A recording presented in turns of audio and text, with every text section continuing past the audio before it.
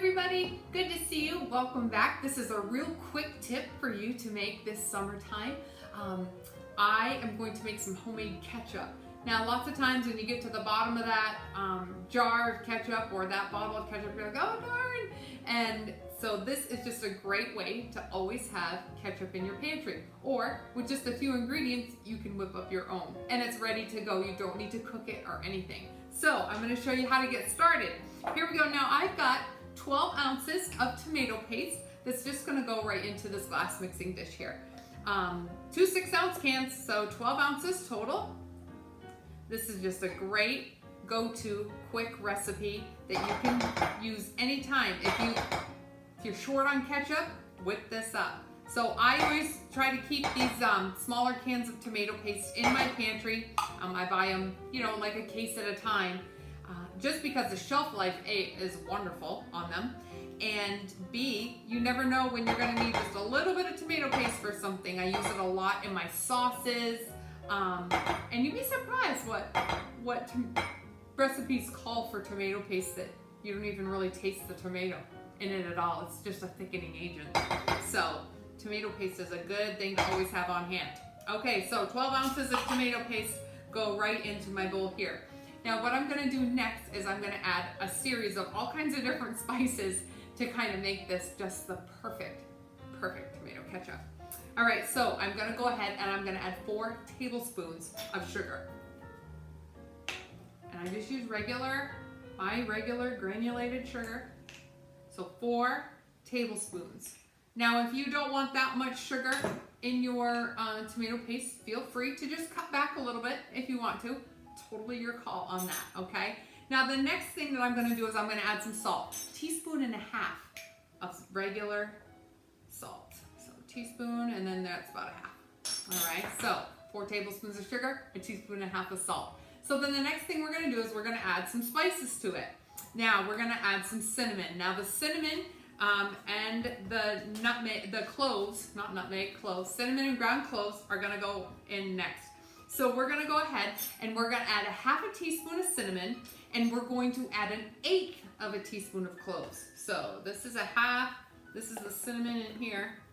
I got to get some more cinnamon. I'm getting down there. So 1/2 teaspoon of cinnamon, and then we're going to add 1/4 teaspoon of cloves. Got a little quarter here. Perfect. All right, so then what we're gonna do after that is we're gonna add some allspice. Now, you're thinking, allspice? Whoever uses allspice? Well, you don't use it a ton, right? So I have some allspice here. It is ancient. I've had it in my cupboard forever, but you know what? I need it today. So we're gonna have 1/8 teaspoon of allspice. So I've got my 1/4 teaspoon here, and I'm just gonna fill it about half full. That is perfect. So you just need just a little bit. If you want to just take it and shake a couple of shakes of it, perfect, allspice. Buy some, keep it in your cupboard, okay, or keep it in your spice rack. You won't use a ton of it all the time, but when you need it, boy, does it add a lot of flavor to whatever you're making. Okay, so now we're gonna add a little bit of cayenne pepper. If you want to leave this out, you can, but it definitely adds a lot of flavor to your whatever you're making. So as far as the ketchup goes, I feel you really need it. It doesn't make your ketchup spicy, okay? If you want to add a little more to make spicy ketchup, then yeah, go for it. But you're only using 1/8 teaspoon here, okay? So you're not using hardly any at all. So just a little bit of cayenne pepper. It just adds that little tang to it that you're gonna want, okay? So then what next you're gonna do is you're gonna add some onion and garlic powder, okay? So 3/4 teaspoon of garlic powder is what you want. So there's my garlic powder. I love garlic powder so much. So if you want to just go ahead and put a whole teaspoon in there, you can. But I use just under 1 teaspoon of the garlic powder, okay? So then what you're going to do for the onion powder is you're going to want 1.25 teaspoons for the onion powder. So you want a little bit more in there. So, or what you can do if you want, folks, is you can do 1 heaping teaspoon. So you don't have to really measure too much. All right. So that's the good thing about kind of cooking versus baking, is that you can just kind of say, a little of this, little of that to taste, and then you'll be good to go. Okay, so now what you're gonna do is you're gonna add your vinegar. Now I use about 4 tablespoons of the white wine vinegar, okay? So that's gonna go in there, and then I'm gonna start to stir. And I'm gonna incorporate everything together, and I just use a regular spatula here to just kind of mix this all up. Now you're gonna add a little water to this after you get going, but what I like to do first is I add the water as I go. Now you're gonna use anywhere from 1/2 cup to 2/3 cup of water for this. It basically depends on how thick you like your ketchup, okay?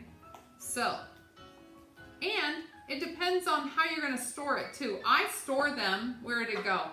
I store them in a glass jar. And then I just like take a fork or a little tiny spoon and spoon it out as I need it. You can put it in one of those, like one of those condiment clear containers with like the squirt spout on it. You definitely could do that for sure. All right, so I'm gonna go ahead, I'm gonna add a little bit of water here. I've got my measuring cup, and I'm gonna put in about 1/2 cup of water. I'm just gonna kind of set that in here. All right, now I'm gonna add about a quarter cup of water to start with, okay? Now what you're gonna do is you're just gonna kind of keep mixing this. And what you want, everybody knows what ketchup looks like when it comes out on your hot dog, right? Now if you don't like runny ketchup, keep it thick. If you like it a little more runny, thin it down. All right, so that is looking pretty good there. I'm gonna add my other quarter cup. And I think I'm going to stick with 1/2 cup of water. It depends, it kind of depends on what you like, okay? So like I said, this is your ketchup, everybody. No one can tell you how to make your own ketchup. All right, that to me looks pretty good. Now, after this sets in the fridge, if it looks like it needs a little more water, add a little more water to it. That's all you gotta do.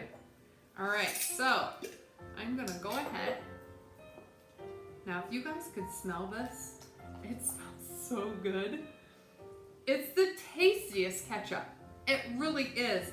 You know how you buy some of the ketchup, and I don't know why people really buy it. There's not a ton of flavor in it. It's been sitting on the shelf for who knows how long.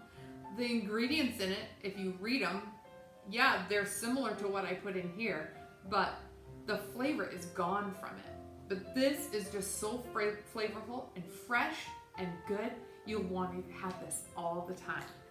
All right, folks. So there's my ketchup. It's a little more on the thicker side just because I kind of spoon it out. So feel free to add some more water if you want to.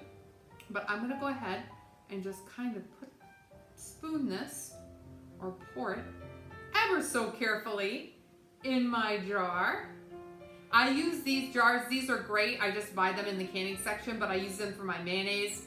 I use them for my salad dressings. I made some great Parmesan peppercorn dressing the other day that was really yummy. I definitely will have to do a quick tip video on that for sure. So there you go. 1 bottle of ketchup all done, and you don't have to worry about it. Now this ketchup recipe also is perfect for meatloaf. If you put it on top of the meatloaf, the spices and everything in this are just fantastic, and you'll love it. So I hope you like this quick tip video. Don't forget to like, share, subscribe to my YouTube channel for all of the great videos that we've done so far. And don't forget, whatever you do, you make it with love. We'll see you next time.